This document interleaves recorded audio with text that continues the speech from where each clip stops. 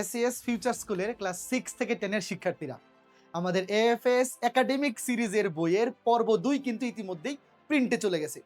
পর্ব 2 এর বইগুলো আমরা পর্ব 1 এর চাইতেও আরো গোছানো, সমৃদ্ধ এবং সর্বোচ্চ নির্ভুলভাবে রেডি করছি, এবং তোমাদের থেকে যে ফিডব্যাকগুলো আসছিল সেগুলো আমরা পর্ব 2 এর বইগুলোতে ইনপুট করে দিছি।